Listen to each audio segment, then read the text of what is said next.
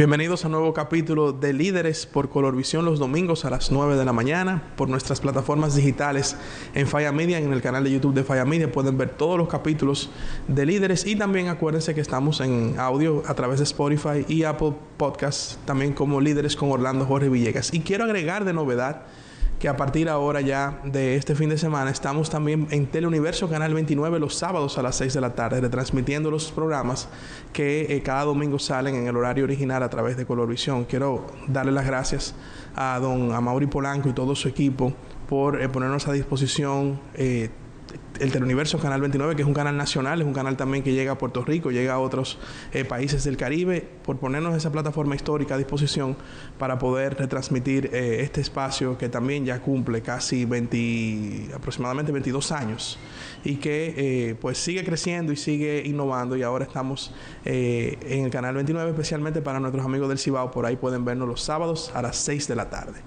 Bueno, hoy yo tengo aquí un hermano, porque no es un invitado, es un hermano con quien vamos a conversar, y vamos a conversar de muchos temas. Es un personaje agudo, es un personaje intelectual. Le dicen el poeta, vamos a hablar de eso, por qué le dicen el poeta. Pero siempre es interesante y curioso hablar con Federico Jovine. Federico, gracias por venir a Líderes. No, gracias, Orlando, por la invitación. Gracias por la distinción de poder estar hoy como en este espacio tan interesante, donde a través de tanto tiempo se ha hecho una panorámica con muchas personas importantes del quehacer nacional en todos los ámbitos.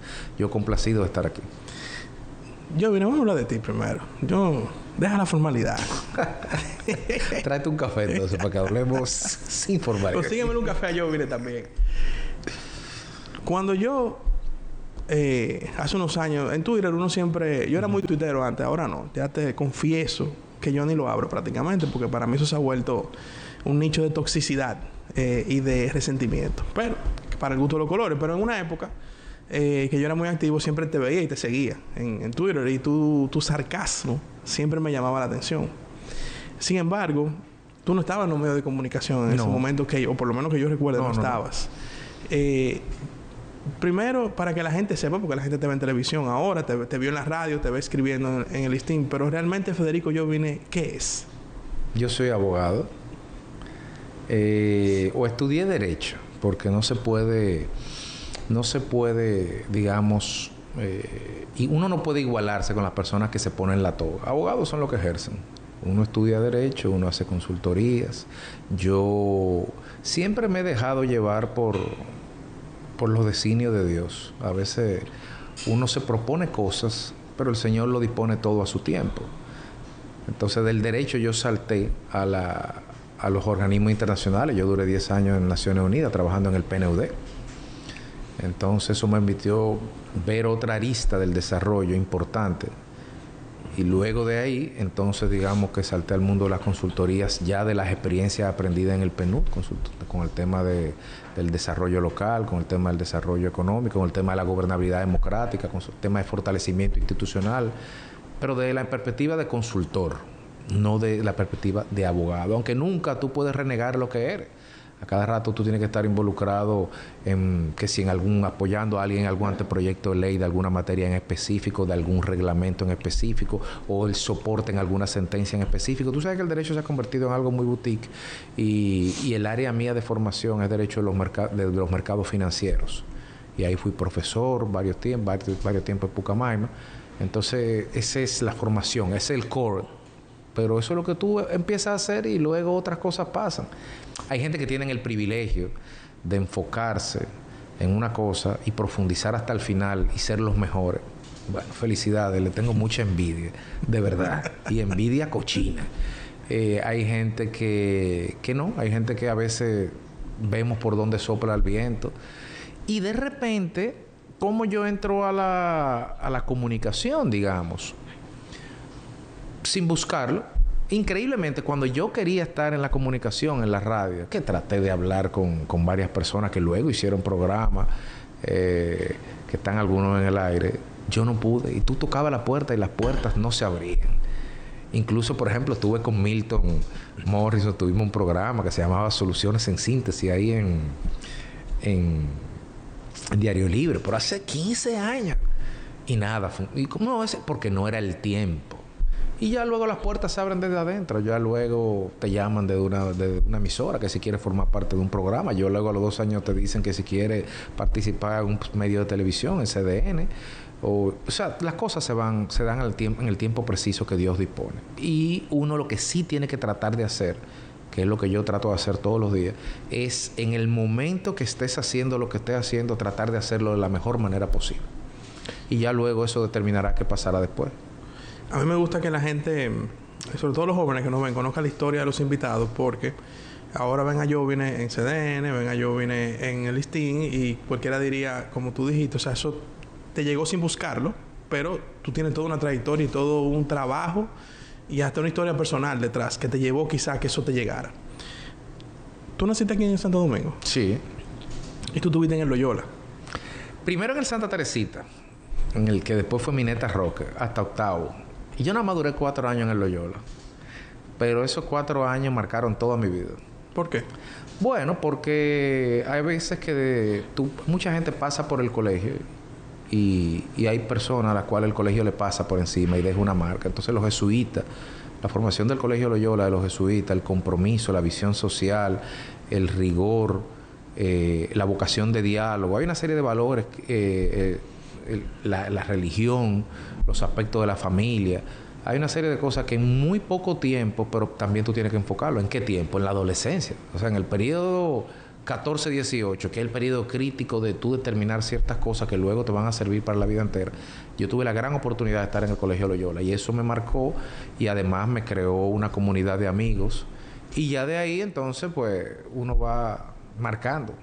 Pero por ejemplo, en el Loyola fue que yo desarrollé mi gran pasión, que fue el montañismo, por ejemplo.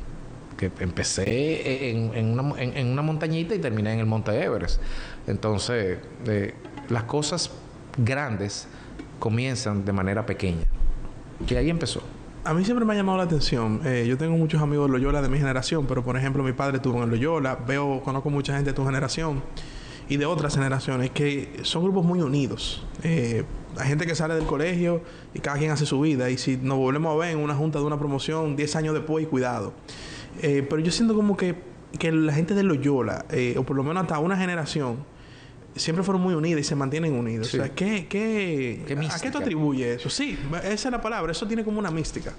El hilo conductor, el hilo que une todas esas generaciones, digamos, la formación jesuítica. Además, en el Loyola se cultivaban una serie de actividades extracurriculares que iban más allá de las separaciones naturales que te crean los cursos. Tú te juntas en un curso con tu gente. Entonces tú, en cuarto de bachillerato, no hay forma de tú interactuar con un muchacho que está en sexto, 6 años hacia abajo. Pero, por ejemplo, en el Centro Excursionista Loyola, en el CEL, tú podías interactuar. Cuando yo estaba en primero de bachillerato en el CEL, que hacíamos excursiones todos los meses, una excursión. Cuando tú te vas y te montas en una guagua y tú estás en primero de bachillerato, y en esa guagua hay muchachos de cuarto de bachillerato y hay muchachos de sexto, ahí hay 6 generaciones interactuando en plano de igualdad. Y se pasan un fin de semana, 6 generaciones. Y luego el otro fin de semana, y el otro, y el otro, y el otro. Entonces tú estás interactuando con muchachos que en otro colegio, en otro contexto, tú no tienes por qué interactuar con ellos. Y es verdad, tú pudieras decir, bueno, pero también en todos los colegios hay clases extracurriculares. Sí, pero son clases extracurriculares donde tú no tienes una interacción neta, porque tú vas a una clase de voleibol de un colegio, de un colegio, y tú en esa clase vas a jugar con la gente que está en ese nivel de liga. Claro. Pero tú no vas a jugar con lo que están entrenando. Sin embargo, en el CEL, en el Centro Excursionista, tú tenías un aspirante que estaba en sexto curso. Estamos hablando de un muchachito de 11 años con un muchacho de 17. Y dormían quizá en la misma casa de campaña. Entonces, eso te crea una camaradería intergeneracional que va más allá de lo que pueda ser cualquier otra actividad. Y eso pasaba con el movimiento de vida cristiana, con el MOVIC, y eso pasaba con el CONCIL, con la comunidad científica. Esa transversalidad. Loyola te creaba estructuras y dinámicas que te obligaban a crear lazos de camaradería más allá de lo que te daba el colegio. A mí me encanta estudiar y analizar las diferentes generaciones de la sociedad dominicana. Y tu generación particularmente, creo yo, que está quizás socialmente en un buen momento en la República Dominicana, porque hay parte del liderazgo político es de tu generación, parte del liderazgo empresarial es de tu generación, parte del liderazgo social es de tu generación. ¿Tú sientes que se sienten orgullosos de haber llegado? Tú tienes en el ámbito político desde un Yayo, un Wellington, una Faride, y tú tienes el lado empresarial, un César Gam, por mencionarte algunos nombres, ¿verdad?, puntuales.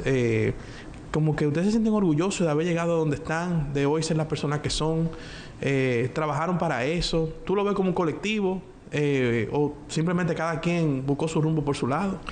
Tú sabes que es muy interesante esa pregunta, porque yo no me había planteado esa reflexión que tú estás haciendo ahora mismo en tu pregunta. Yo no creo que haya un espíritu de cuerpo asumido de manera consciente. Yo no creo que, en el buen sentido de la palabra, esto que tú acabas de señalar es el resultado de un trabajo en equipo, de unos compromisos asumidos formalmente y habladamente y concienzudamente, vamos a decir, mira, una mano lava la otra, yo te voy a ayudar, tú me vas a ayudar. Yo creo que todo eso ha sido producto de un inconsciente colectivo en esa generación que ha trabajado, quizás no con un sentido de cohesión como podría tener la cohesión de una logia, de una comunidad evangélica, de un movimiento ya más, de un club 2030 o de unos rotarios que actúan en bloque. Yo creo que esto que tú estás expresando, que también se está viendo en todos los partidos, porque los líderes del gobierno son esos que tú señalas, los líderes de la oposición también, del empresariado también, pero de la oposición también. O sea, como que la carga se está nivelando generacionalmente. Sí siento cuando tú hablas con alguno que hay cierto compromiso asumido de no, quizás no de colaborar, pero no de atacarse. Esta no es una generación donde yo he sido testigo de primera sesión cuando se han dado circunstancias de poder en algún momento sacar rédito político frente a un adversario, de que el tema de generacional, el tema de que estudiamos juntos, el tema de que somos amigos, eso pesa. Y yo creo que eso es muy importante para la gobernabilidad de este país de los próximos 20 años.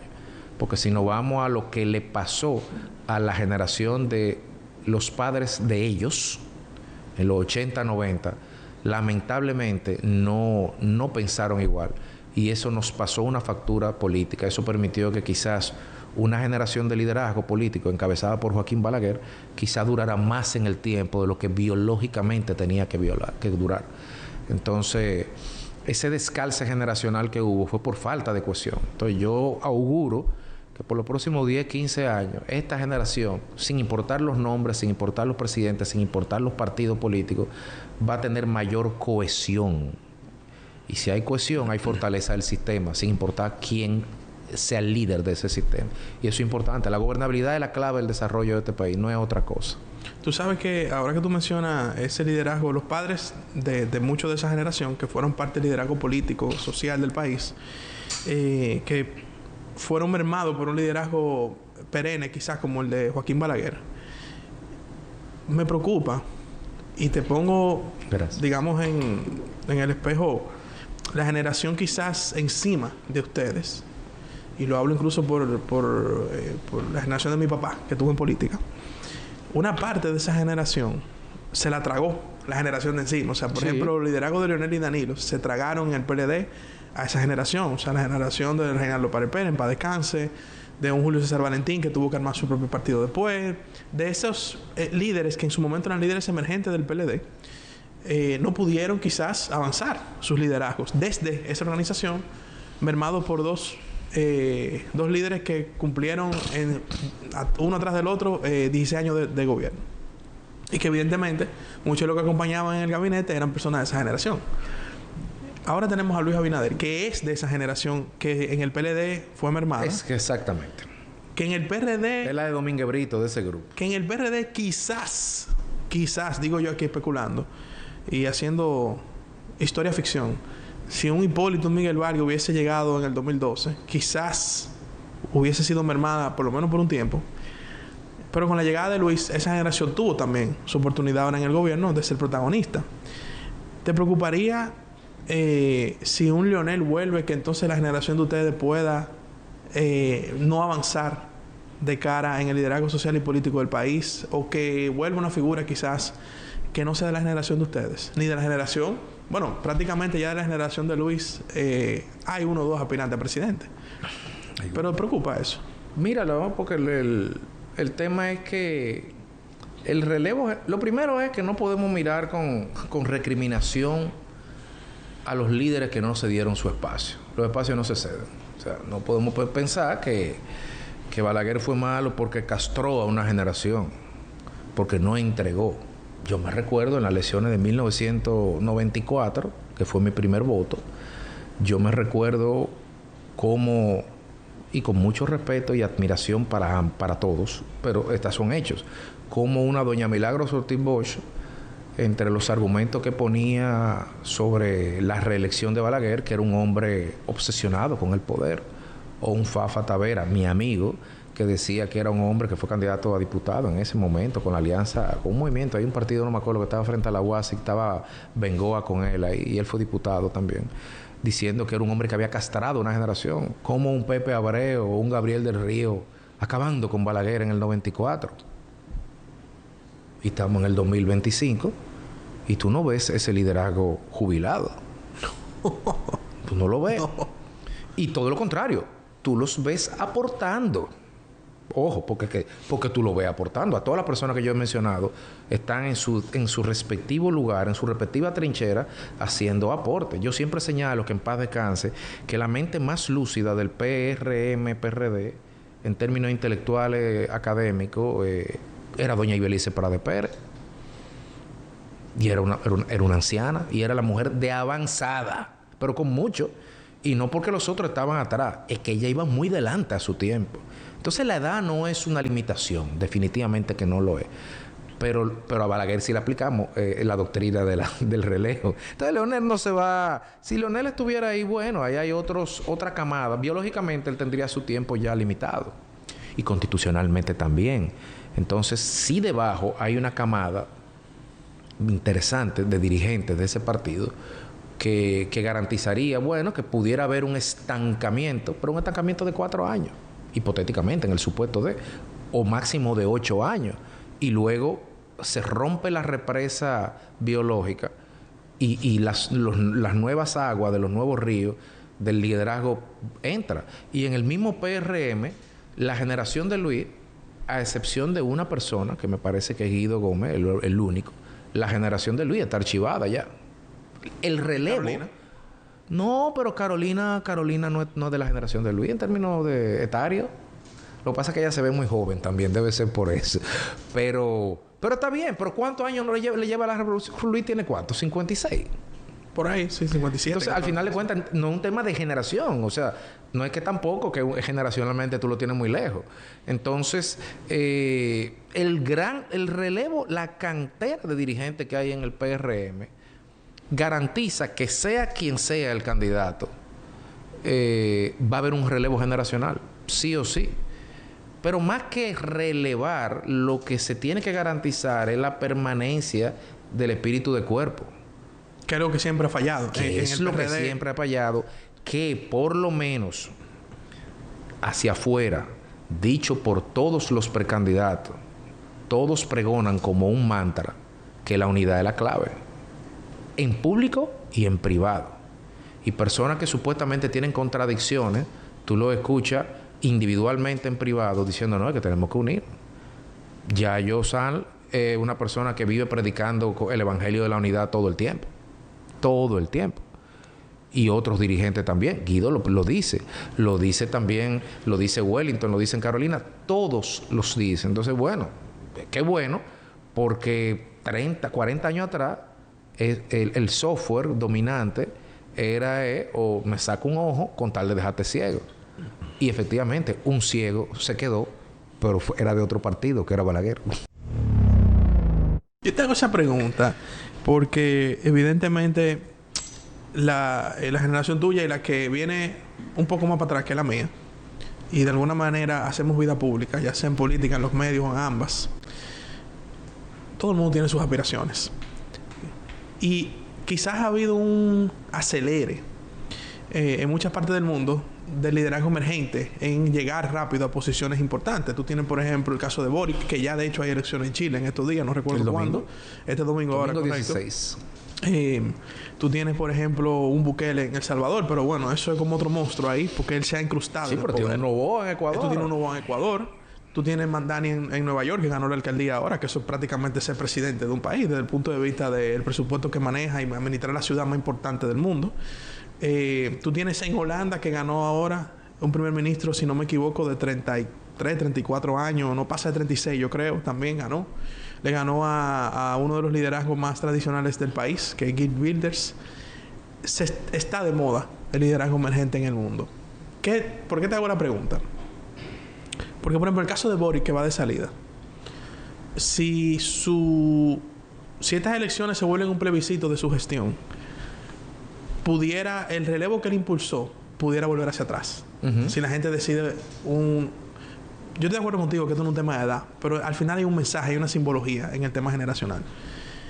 En el caso de Brasil, no quiere decir que Bolsonaro era más joven que Lula. Sin embargo, la gente volvió hacia donde Lula otra vez, cuando pensamos que era un liderazgo que ya había agotado un ciclo. Y así te puedo dar varios ejemplos. Tú tienes el caso de Milei. Milei, fuera de su edad, que es un tipo joven, pero un liderazgo disruptivo. Y si la gente no está contenta con él, puede volver hacia un liderazgo ya que pudiera estar engavetado. Entonces, yo te hago esa pregunta para ver qué te opinas de esos ciclos del poder, donde de repente surge un liderazgo emergente, puede ser disruptivo, puede ser un tema generacional, de edad, y no queda bien y la gente decide volver hacia un liderazgo pasado. Mira, ¿qué tanto amenaza eso a las sociedades? Lo que pasa es que el marco de fondo del análisis no lo vemos, que es, y no lo tenemos pendiente porque nadie piensa en esto, que es la evolución de la esperanza de vida. Entonces, hay liderazgo viejo porque la gente, en términos de vida activa, ha dilatado su existencia. O dicho muy crudamente, la gente ya no se muere temprano. Tú me planteaste como algo excepcional una serie de liderazgos jóvenes que han nacido en muchos sitios, pero si yo te dijera, ok, espérate, vámonos 100 años atrás y vamos a analizar 100 años atrás la edad de los liderazgos de ese momento.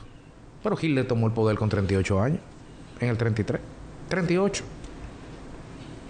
Entonces, Churchill, la primera vez que fue Lord del Almirantazgo en el 14, creo que tenía 36, 37 años.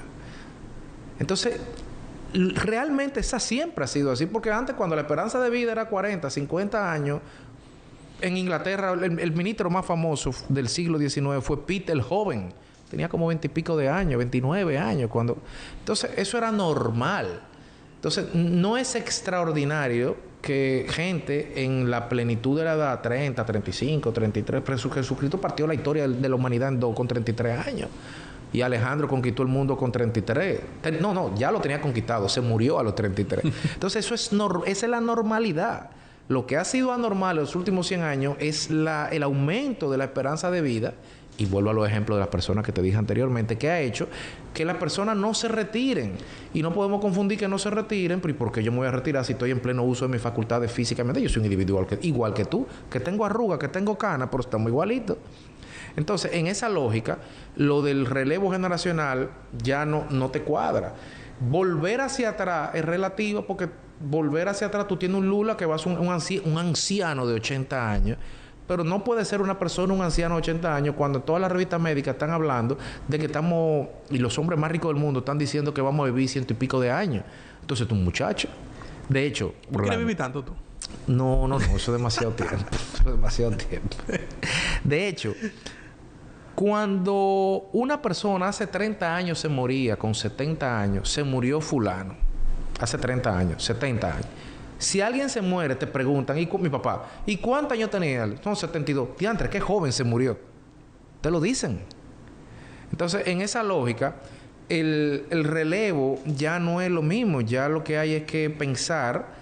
Nosotros estamos acostumbrados a ponerle relevo generacional a rostros sin arrugas, sí, a rostros sin canas, a rostros jóvenes.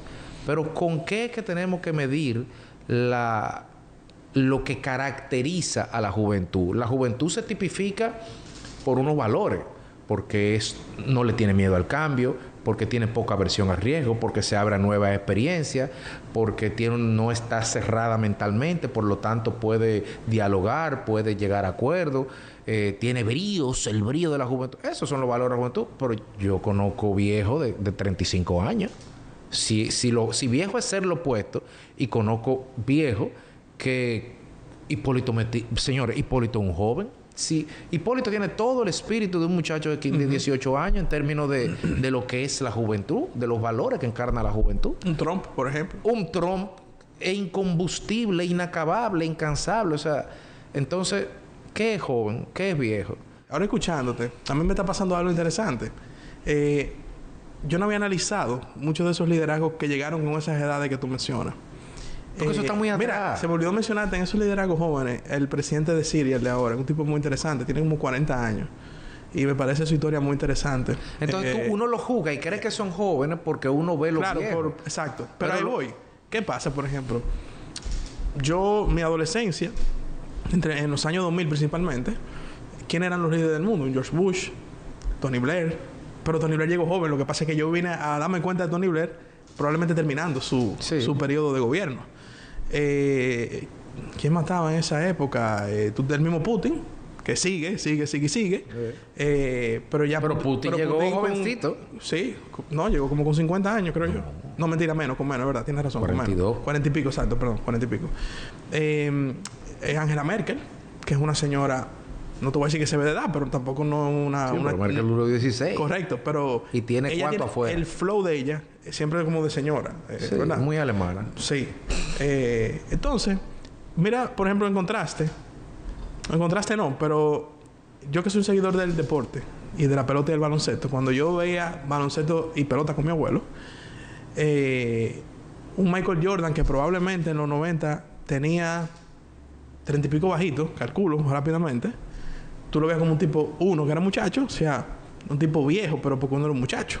Tú ves a un Manny Ramírez, un David Ortiz, que son gente que probablemente le llevan a mí me llevan por lo menos quizás 13, 14, 15 años. Había como una diferencia etaria que tú decías, estos tipos son, no unos viejos en el sentido de ancianos, sino son gente madura. Pero ya ahora, los peloteros duros son más jóvenes que yo. Yo creo que... ¿Tú entiendes? O sea, es lo que tú dices. A medida que tú vas creciendo, tú te vas equiparando. Lo que pasa es que el liderazgo mundial es, como tú dices, tiene en parte una edad joven, que es lo que tú venías explicando, de que muchos de los líderes que han llegado, llegaron jóvenes. Lo que pasa es que uno, por ser más joven, lo veía más... No, y además que también tiene mucho tiempo. Cuando tú, por ejemplo, dices, en estos días, la Fuerza del Pueblo, este lunes la Fuerza del Pueblo incorporó a 3 personas más a su comité dirección política. Y hubo muchos comentarios negativos, críticas, con intenciones políticas, evidentemente, que decían que hay... Incluso adentro de la Fuerza del Pueblo. Decían... Que decían, oye, aquí hay gente. Pero básicamente habían críticas que eran muy despectivas y humillantes y sin razón. Que decían, mira, aquí hay un reguero de viejos. Y tiraban la foto de un reguero de viejos. Pero el problema es... el problema de la foto y de tuve la plana mayor de una gerontocracia, entre comillas, ahí... Lo que debería preocupar, lo que puede generar es que coincide una edad biológica, que tú la ves con unos rasgos homogéneos, con un ejercicio dilatado del poder dentro del partido. Pero no nos engañemos, lo que genera ruido es lo segundo. Porque si una persona llegara a los 20 años a la dirección política de la Fuerza del Pueblo o al comité del PRM y tuviera 20 años ahí ejerciendo un cargo, dentro de 20 años, cuando tiene 40, ¿qué le van a decir? Porque al final de cuentas no es la edad. Lo que la gente molesta, lo que genera ruido, es que el relevo generacional, o sea, en otra palabra, como decía la Fania, el quítate tú para ponerme yo, no está operando. Entonces, tú se lo cargas a la biología, quítate tú para ponerme yo, pero yo te voy a decir una cosa. Si usted tiene, como en el caso, por ejemplo, el general Guzmán Fermín, que entró a la Fuerza del Pueblo, pero entró con votos. Entonces puede ser un viejo, pero tú tienes que salir a buscar los votos para sacarlo. Claro. Entonces Roberto Rosario puede tener la vida entera ahí, pero tú tienes que salir a buscar los votos. Entonces, si él es capaz, si ellos son capaces de salir a buscar votos y encontrarlo, entonces esto no es cuestión de edad o de marco mental, sino de liderazgo. Pero es más fácil cargarle la culpa a lo generacional que reconocer que estos tipos han hecho un trabajo y que yo no lo he hecho y que por lo tanto yo me quedo afuera y ellos se quedan dentro. Siguiendo más o menos la misma línea, pero ya hablando un poco más de lo que nos espera en el país de cara al 2028. ¿Qué tipo de liderazgo tú entiendes? Porque nosotros, Luis Abinader, para mí es un liderazgo de transición, en el sentido de que venimos de 16 años, dos mismos partidos, dos presidentes, que cada uno tenía su estilo diferente y, digamos, su visión diferente. Luis Abinader ha llegado a ser una especie de presidente de transición desde el punto de vista político, a mi juicio. Con su visión muy clara de transparencia, de institucionalidad, pero también de resultados. Y nos encaminamos hacia un mundo quizás cada vez más incierto o cada vez más inestable, políticamente hablando. La situación regional también de América Latina y del Caribe, de alguna manera también es... A mí me gusta mucho una palabra que usan los americanos, que está en turmoil, es como que está siempre en efervescencia. ¿Qué tipo de liderazgo tú crees que el país necesita para el 2028? Mira, yo no quisiera pensar que Luis... Bueno, yo no veo a Luis como un líder de transición, como un liderazgo de transición. Yo quisiera verlo como un liderazgo disruptivo.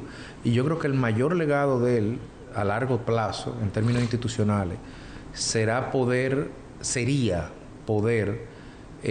dejar esa impronta o los rasgos de ese nuevo liderazgo de la República Dominicana para las futuras generaciones, que se caracterizan, y hay 3 expresidentes vivos que son lo opuesto en ese aspecto, que se caracteriza por la concepción del poder desde la alternancia y la concepción del poder desde el relevo y de la corporativización o la colectivización del poder. O sea, Luis Abinader ha sido una persona, un cisne negro en ese caso, que se ha inexplicablemente, incluso la mayor crítica que le hace la gente a Luis Abinader es que se anuló antes de tiempo. O sea, mucha gente le critica que él tuvo la entereza de decir yo no voy, porque la gente dice que en este país tú tienes que decir que va para poder garantizar que las cosas funcionen. Pero eso es disruptivo, eso que él hizo. Y eso es absolutamente disruptivo. Lo que debería llamar autocrítica es, de toda la sociedad, es las personas que pensamos que él hizo mal en anularse políticamente tan temprano, cuando, por Dios, eso era lo que le pedían a los demás. ¿Qué era lo que le pedían a Balaguer? Que se echara a un lado. Entonces Luis se echó a un lado.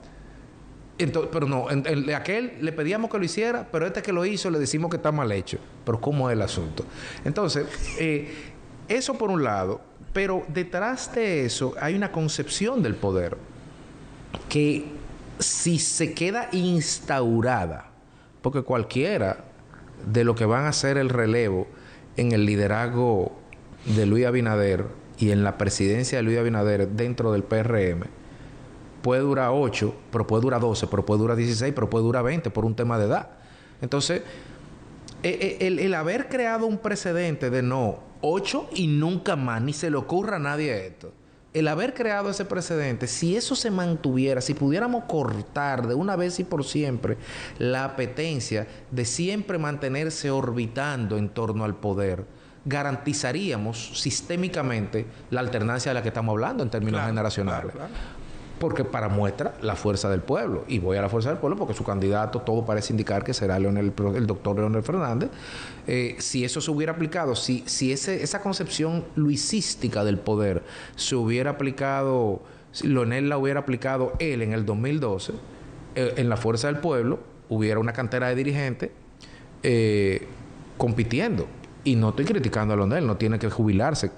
Además, él no tiene la obligación constitucional de hacerlo. Él está habilitado y él va a ejercer su derecho y tiene todo el derecho de hacerlo y que lo haga. Pero lo que estamos diciendo es que Luis ha creado un precedente que la mayor conquista democrática sería que no se reverse nunca más, porque toda la historia de la República Dominicana, desde 1844 hasta la Constitución de Luis Abinader del 2024, ha girado en torno a la reelección y al vuelve y vuelve. Toda la historia. Y la reelección ha sido funesta en este país, porque es un país de estructuras débiles. Y además es un país donde más que los presidentes que quieren reelegirse, los entornos te obligan a reelegir. Claro. Porque el entorno vive de ti. Entonces tú no te puedes jubilar porque yo estoy muy bien y yo soy un ministro, y si tú te quitas, yo me quedo sin ser ministro. Entonces no, vamos a modificar la Constitución, no hay problema. Eso es lo que ha pasado desde Pedro Santana en 1844 hasta Luis Abinader en el 2024. Esa es la historia de este país. Luis la cortó por la mitad. Lo peor que le pudiera pasar a este país es que alguien en algún momento en lo adelante trate de reversar con ese precedente. Si nosotros podemos garantizar ese precedente, nosotros vamos a tener una cantera de renovación de liderazgo. Y tú pudieras decirme, pero ven acá, en el PLD eso no ocurre. Vamos a ser abogados del diablo, porque Danilo está anulado políticamente también y es el que está cortando el bacalao. Bueno, pero es un escenario de transición, porque él amarró la presidencia manejando el poder. Claro. Si Danilo tuviera que... si le hubiera pasado eso en condiciones de fuera de poder o de instancias de poder, quizá no hubiera sido electo presidente del PLD. Estoy especulando. O quizá no hubiera sido electo con esa cantidad de votos. O quizá en la segunda vuelta no sacó 70 ahora en vez de sacar 30. Fue 30-70 con Domínguez Brito, ¿te acuerdas? Sí. Entonces, eso refuerza un poco. Entonces, yo creo que es un valor inestimable que todavía nosotros no estamos viendo en toda su dimensión el aporte democrático que ha hecho Luis Abinader en ese sentido. Yo creo que, igual que tú, creo que eso se verá más adelante. Y yo se lo he comentado a algunos amigos, cuando son esos legados intangibles, no se ven de inmediato, la gente no lo aprecia de inmediato. Y a propósito de eso que tú me comentabas, me surgen dos interrogantes para ti. La primera es eso que tú decías, que es verdad que en una época la sociedad le reclamaba a Leonel y al mismo Danilo cuando intentó en el 2019 modificar la Constitución, hermano, ya no. Y ahora como que de repente, pero ven acá, te jubilaste rápido. O sea, ese fue un error. Es el primer tema que te voy a preguntar de esa respuesta. ¿Es la sociedad dominicana muy asigunística? No, es reeleccionista. Está en el córtex cerebral. Nosotros, porque en el fondo no es solo reeleccionista. La base del reeleccionismo es el caudillismo. Y nosotros somos una sociedad que hemos tenido caudillos. El país tiene 175 años de historia republicana. 170. Sí, porque el bicentenario faltan 170 años, 171 años de historia republicana. Óyeme, la historia de 171 años de República Dominicana se resume en 5 biografías. Con la biografía de Báez, con la biografía de Lili, con la biografía de Horacio Vázquez, con la de Trujillo, con la de Balaguer y con la de Leonel. Con esas 6 biografías, tú la pones una al lado de otra y tú tienes la historia de este país completa, lineal. Entonces no puede ser que la historia de 6 hombres, la biografía de 6 hombres te defina la historia de un país. Tenemos que revisar. Por eso se llama caudillismo. Y tú dirás, ¿cómo que Horacio? Pero Horacio estaba desde el 99, cuando mató a Lili, 1899, hasta el 1930, cuando le dan el golpe. Horacio duró 31 años orbitando en la política. Y Trujillo duró 31 más. Y Balaguer duró hasta literalmente 2 horas antes de morirse en la Clínica Abreu. Porque recuérdate que fue en esa reforma constitucional que todavía el hombre estaba en la Clínica Abreu y doña Lila Alburquerque salía de la Cámara de Diputados a la Clínica Abreu a que Balaguer le dijera qué tenían que poner en la Constitución. Entonces, hay que romper eso. Deberíamos pensar en un país como en Estados Unidos. Trump puede hacer lo que él quiera, pero Trump tiene fecha de caducidad. En Estados Unidos tú tienes fecha de caducidad y te fuiste. Mira lo de Obama los otros días. Y ya, bueno, te dan unas distinciones, que no paga sello de correo, que tiene seguridad, 2 o 3 cositas. Pero usted es un muerto en vida políticamente. Un tema poco hablado en este país. Y yo creo que poco hablado a nivel mundial en una gran parte de la literatura histórica. Y es la salida del poder. Yo recuerdo que yo estuve en París hace unos años y en el Palacio de Versalles normalmente uno va y hace el tour adentro del Palacio de Versalles. Ahora resulta que hay un tour muy interesante de los jardines del Palacio de Versalles. Y hace unos años tuve la oportunidad de hacerlo y recuerdo que el guía, un tipo con muchas luces de historia, mucho conocimiento, me decía, cuando me hablaba de la parte, él nos llevó a un área del jardín donde con Luis XVI hubo una revuelta de unos empleados que fueron de París hacia allá porque como el rey no salía del Palacio de Versalles, le reclamaban una especie de desconexión de los problemas de la ciudad. Y él nos estaba enseñando eso y nos decía, bueno, aquí fue que comenzó toda la decadencia ya de la monarquía francesa y de específicamente Luis XVI y María Antonieta. Entonces él decía, porque, y nunca se me olvida esa frase, él dijo, porque si algo no le dejó Luis XIV a sus sucesores, él nos explicó que Luis XIV dejó una serie hasta de escrito y cosas de cómo manejar el poder, pero nunca le dejó escrito cómo salir del poder. Evidentemente nunca pensó en salir del poder, eran monarcas. Pero él hacía esa reflexión a propósito de que la decadencia en la monarquía nunca vio un plan B de ¿y si esto se jode? Y yo te hago esa anécdota porque eso me llevó a reflexionar bastante de la salida del poder en sentido general. Yo vengo de una familia que honestamente hago una autocrítica. Creo que no se preparó para salir del poder en un momento o no hizo la bajada. Y si tú te pones a ver la historia de muchos presidentes dominicanos, por no decir la gran mayoría, no prepararon su salida del poder.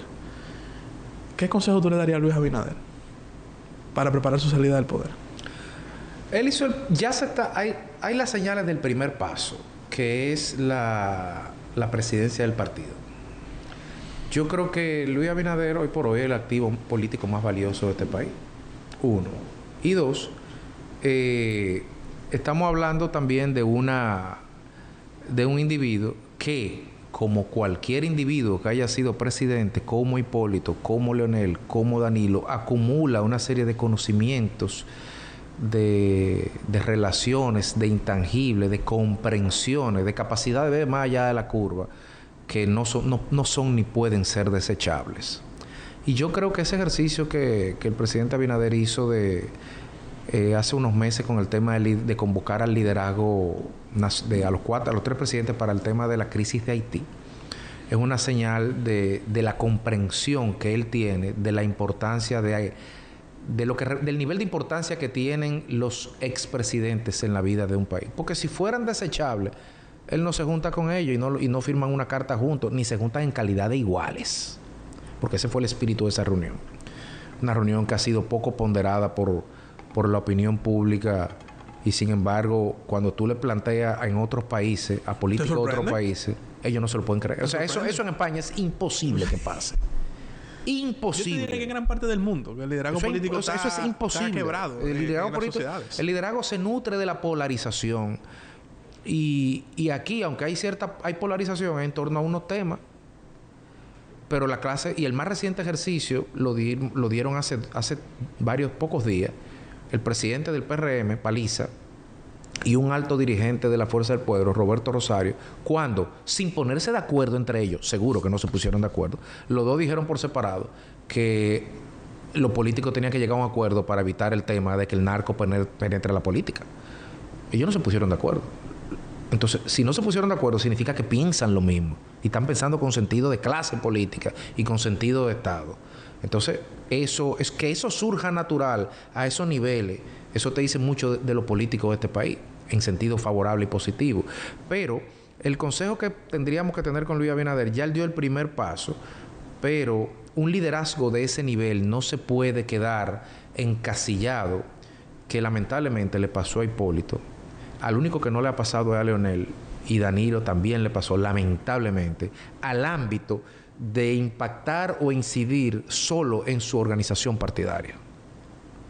Digo que Leonel no lo hizo porque Leonel, con su funglode, supo crear una salida que se acomoda a su personalidad, a su perfil y a sus talentos, que son talentos intelectuales, pedagógicos, académicos. Y él hizo su think tank y eso le funciona y le permitió mantenerse y ahí está en la palestra. Hipólito trató de hacerlo en un momento con el Instituto Peña Gómez, que primero tuvo en la Bolívar, en la casa esta que compraron con el dinero que guardaron para la segunda vuelta en el 2004 y no se dio la segunda vuelta y con eso compraron la casa. O sea, fue que precisamente doña Ibeliza era que lo dirigía. Que doña Ibeliza lo dirigía.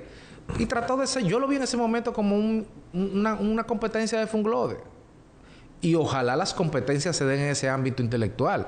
Pero también tú tienes que ver desde qué ámbito un presidente puede aportar. Y yo creo que el conocimiento de la comprensión democrática de Luis, el conocimiento de su y su formación económica, marca una arista, y el manejo de situaciones económicas tensionadas, marca una arista de hacia dónde él debería poner sus talentos a disposición, no solo de la generación, de la cantera de liderazgo del PRM, pero también de referente del país. Y, ¿por qué no?, fuera del país.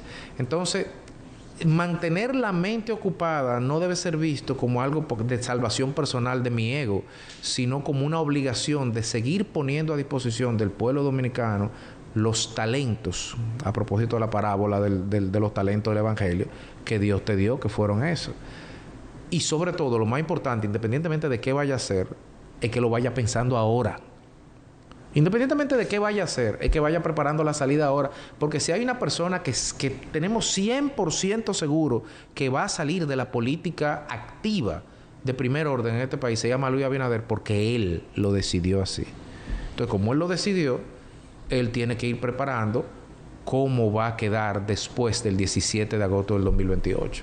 Pero es ahora, con esa comprensión de este momento. No puedo terminar esta conversación sin, en un ámbito personal, preguntarte cómo tu experiencia subiendo el Everest, que tú fuera del aire en otro momento me comentaste dónde fue que no pudiste continuar para alcanzar la subida. ¿Te sirvió en lo personal quizás como algo para aumentar tu resiliencia, para no frustrarte si no logras algo? Nosotros aquí intentamos nutrir a las personas de esos valores que el mundo quizás de hoy no te lo enseña, y sobre todo el inmediatismo no te lo enseña, pero que evidentemente para ser exitoso en la vida hay que saber afrontar las dificultades. ¿Cómo ese momento a ti te marcó y quizás te sirvió hasta el día de hoy? Bueno, en primer lugar me sirvió para estar vivo. Porque el problema es que a mí, lo primero que la gente ve el Everest como la expedición al Everest como una experiencia, y no ve el proceso que nos llevó al Everest. El proceso que nos llevó, yo empecé a hacer montaña a los 8 años. Mi primera alta montaña fue el Pico Bolívar en Venezuela en el año 96. Entonces yo, del 96 y al año siguiente en Ecuador en el 97, y todos los años viajando a un país. Lo que pasa es que presupuesto, baja intensidad, poca exposición mediática, nadie ve eso. Pero la primera reflexión es que tú no puedes, y aplica para el Everest en este caso en términos de montaña, tú no puedes pretender aspirar a escalar la montaña más alta del mundo si tú no has escalado montañas menores que te han permitido aprender técnicas, conocer tu cuerpo, mejorar tu entrenamiento, establecer camaradería y sentido de equipo con los integrantes del equipo con el que tú viajas, saber qué hace uno, qué hace el otro. Y eso no aplica, y como dicen por ahí los memes, y yo no estoy hablando de montaña solamente. El que quiera ser presidente de este país no puede pretender con 2 o 3 encuestas posicionarse si no agota un ciclo. O no puede creer que porque habla bonito y da 3 discursos, o porque tiene que sé yo cuántos likes, ya yo me lo merezco. Tú tienes que escalar montañas pequeñas primero.